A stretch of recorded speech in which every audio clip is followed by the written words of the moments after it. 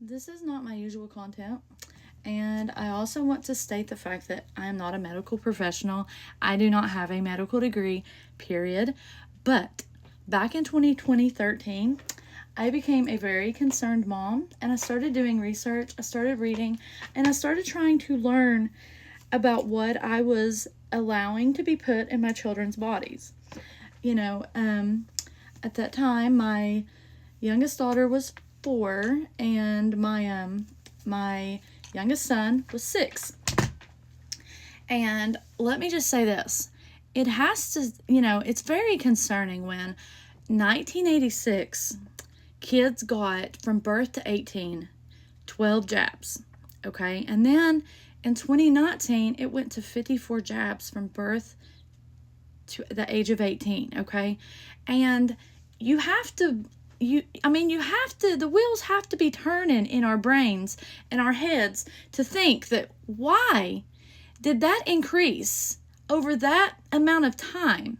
In those years from 86 to 2019, why did the amount of jabs increase? And then you start seeing all these other things increase. Autism starts increasing. I mean, no one will ever tell me that a jab doesn't cause that, and I'm sorry, but you can unfollow me. It doesn't matter, and nobody will ever change my mind. But my children were 4 and 6, my youngest two. The older two, we had already, went too far, and I wish I had known before. But my youngest were 4 and 6 when we stopped the jabbing. And thankfully at that time, when I took my daughter for her 4-year-old well check, that was when I decided to stop. And my pediatrician at the time, I had to take her and my son by myself. My husband had to work. And when I tell you the fear that I had going into that visit, I was so scared because here I am, a young mom by myself with my 2 youngest children, and it's time for my daughter to get her what's. And, she was probably going to have to get, I think it was like 5 or 6 jabs just in one day. And, thankfully, my pediatrician was so understanding. And, I already had my form. I had everything already prepared, everything I was going to say. I wasn't going to argue. And, if she didn't respect my decision for my own children, that day, I would have just switched doctors. But thankfully, she respected my decision. And, I respected her before that day. But that day, I found a new respect for her. In the state of Kentucky where I live, there's 2 exemptions that you can get for for the jabs. And they are of course, the medical exemption and then a religious exemption. And back when I did this, I had a lot of people at my church say, well, this isn't against our religion. Of course, you always hear people mouthing. They always have to throw in their opinion. Even though it doesn't concern them, they have to give you their opinion. But I had people telling me, well, our religion doesn't believe in this. Well, that's fine. But me and my husband, through prayer to God, we decided we're not doing that no more for our children. And I will tell you this, okay? My children have been so healthy ever since we stopped. I mean, yes, they get the occasional, cold.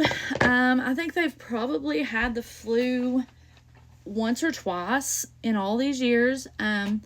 But we're not getting like all these sicknesses that a lot of other kids and people are getting.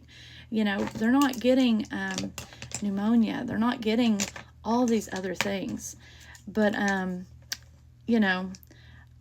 I wasn't just this crazy mom who just started reading these articles that people were sharing on Facebook.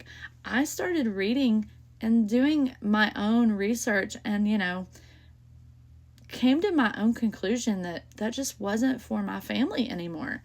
And there's not a day that I do not regret that. And yeah, I know that this is going to get a lot of hate and dislikes, and I'm going to have a lot of people probably throwing a fit, and I already have people that I know personally that think I'm ignorant and all the other things. But I mean, you can ask me if I care, because really I don't, because I have to do what's best for my family, not your family. It's my family. These are my kids that God gave me to protect. And, all I can say is, the next time you take your child and you get those jabs, ask your doctor, ask your healthcare provider to provide you that insert, and just see what their answer is. Just see if they will actually give you that insert, to read the ingredients, to read the fact that if something happens, if your child has a reaction, they're not going to take no fault. You can't blame them. You can't, that's it. It's on you.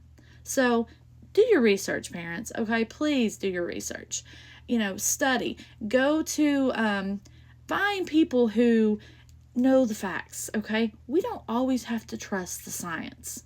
Okay, I don't care what anybody says. The science is not always right. Okay, but like I said, please just do your own research. Figure things out for yourself. Please.